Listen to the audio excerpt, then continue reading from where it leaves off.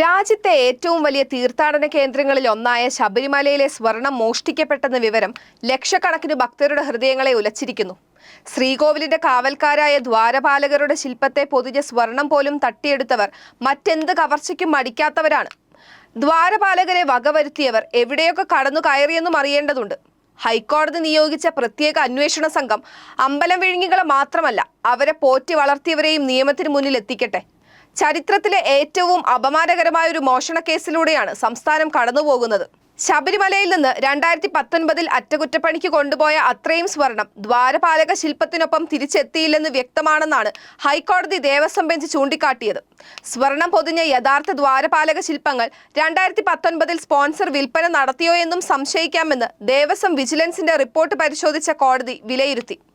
Additional director general of police H വെങ്കിട്ടേഷിനെ തലവരാക്കി പ്രത്യേക അന്വേഷണ സംഘത്തെ നിയോഗിച്ച കോടതി 30 വർഷത്തെ നടപടികൾ അന്വേഷണ പരിധിയിൽ വരണമെന്നും 6 ആഴ്ചയ്ക്കുള്ളിൽ റിപ്പോർട്ട് നൽകണമെന്നും നിർദ്ദേശിച്ചു. കഴിഞ്ഞ 40 വർഷമായി ശബരിമലയിലെ എല്ലാ ഇടപാടുകൾക്കും ദേവസ്വം ബോർഡിന്റെ ആളെന്ന മട്ടിൽ വ്യാപരിക്കുന്ന ഉണ്ണികൃഷ്ണൻ പോറ്റി എന്ന വ്യക്തിയെ കേന്ദ്രീകരിച്ചാണ് വിവാദങ്ങൾ പൊട്ടിപ്പുറപ്പെട്ടത്. 3 തവണ സ്വർണം പൂശിയ ചരിത്രമാണ് ദ്വാരപാലക ശില്പങ്ങൾക്കുള്ളത്. 1998 സെപ്റ്റംബറിലാണ് വ്യവസായി വിജയ് മല്യ ശബരിമല ശ്രീകോവിലും ദ്വാരപാലക ശില്പങ്ങളും ആദ്യമായി സ്വർണം പൊതിഞ്ഞു കൊടുത്തത്. പിന്നീട് 2019 ജൂലൈയിൽ വീണ്ടും സ്വർണം പൊതിയാനെന്ന് പറഞ്ഞ് ഉണ്ണികൃഷ്ണൻ പോറ്റി എന്ന ആൾ ഇത് ദേവസ്വം ബോർഡിൽ നിന്ന് വാങ്ങിക്കൊണ്ടുപോയി. സെപ്റ്റംബർ 11 പോറ്റിയിൽ നിന്ന് ദേവസ്വം ബോർഡ് പാളികൾ തിരികെ വാങ്ങുകയും ശില്പത്തിൽ ചേർക്കുകയും ചെയ്തു. താൻ ദേവസ്വം ബോർഡിൽ നിന്ന് ഏറ്റുവാങ്ങിയത് ചെമ്പുപാളികളായിരുന്നെന്നാണ് ഉണ്ണികൃഷ്ണൻ പോറ്റി പറഞ്ഞത്. എന്നാൽ വിജയ് മല്യ 800 ഗ്രാം സ്വർണത്തിൽ പൊതിഞ്ഞു കൊടുത്ത പാളികളാണ് 2019 പോറ്റി കൊണ്ടുപോയതെന്ന് വിജിലൻസ് കണ്ടെത്തിയെന്നാണ് സൂചന.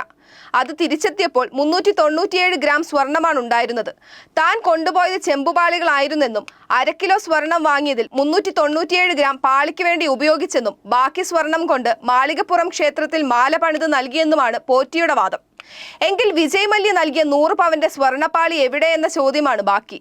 മൂന്നാമത്തെ തവണ ഇക്കഴിഞ്ഞ സെപ്റ്റംബർ 7 വീണ്ടും പാളികൾ സ്വർണം പൂശാൻ ചെന്നൈയിലേക്ക് കൊണ്ടുപോയി. 2019 ദ്വാരപാലക പാളികൾക്കൊപ്പം 2 താങ്ങുപീഠങ്ങളും താൻ ദേവസ്വം ബോർഡിനെ ഏൽപ്പിച്ചെന്നും ഇപ്പോൾ സ്വർണം പൊതിയാൻ വേണമെങ്കിൽ അതിൽ നിന്ന് എടുക്കാമെന്നും പറഞ്ഞ് ഉണ്ണികൃഷ്ണൻ പോറ്റി ഇമെയിൽ അയച്ചു. പക്ഷേ ആ പീഠങ്ങൾ അദ്ദേഹത്തിന്റെ സഹോദരിയുടെ വീട്ടിൽ നിന്ന് വിജിലൻസ് കണ്ടെത്തിയതോടെയാണ് പോറ്റി സംശയത്തിന് നിഴലിലായത്.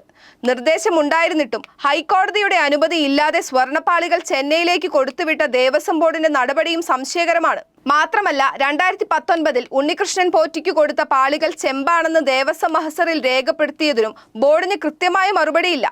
ദേവസ്വം ബോർഡും ഉണ്ണികൃഷ്ണൻ പോറ്റിയും പറയുന്നതിലെ ദുരൂഹതകൾ അഴിക്കുമ്പോൾ അന്വേഷണ സംഘത്തിന് മുന്നിൽ വെളിപ്പെടുന്നതിൽ കാണാതായ സ്വർണപ്പാളികൾ മാത്രമായിരിക്കില്ല. സമഗ്രമായ അന്വേഷണം ഉണ്ടാകട്ടെ.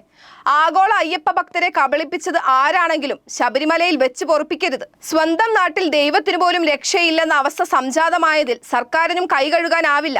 ശബരിമലയിൽ അവതാരങ്ങളെ ആവശ്യമില്ലെന്നും അകറ്റി നിർത്തണമെന്നുമാണ് ദേവസ്വം മന്ത്രി VN വാസവൻ പറഞ്ഞത്. പക്ഷേ കോടതി കർശന നിലപാട് സ്വീകരിക്കുവോളം ഇത്തരം അവതാരങ്ങൾ സർക്കാരിന്റെ കണ്ണിൽ പെട്ടില്ലെങ്കിൽ അപമാനകരമാണ്. ദൈവത്തിൽ മാത്രമല്ല, ആരാധനാലയങ്ങളുടെ നടത്തിപ്പുകാരിലും ഭക്തർക്ക് വിശ്വാസമുണ്ട്. ദൈവത്തിന്റെ ആളുകൾ ചതിക്കില്ലെന്ന വിശ്വാസം. നിർഭാഗ്യവശാൽ ആ വിശ്വാസത്തെ ചൂഷണം ചെയ്യുന്ന തട്ടിപ്പുകാർ എല്ലാ മതസ്ഥാപനങ്ങളിലും കയറിക്കൂടിയിട്ടുണ്ട്. ശബരിമല എല്ലായിടത്തും തിരുത്തലിനുള്ള മുന്നറിയിപ്പാകട്ടെ.